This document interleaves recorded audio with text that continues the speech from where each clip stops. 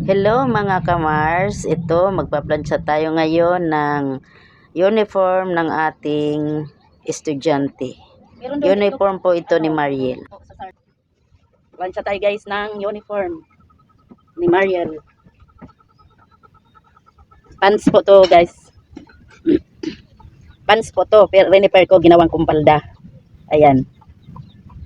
What? Pants po yan. Kaya paplansyahin natin para umano yung tahi. Hindi bumakat yung tahi. Kaso lang ang sikip. Paplansyahin natin guys kasi para maplat yung tinahian. Pag hindi kasi pinalansya, halata yung tupi.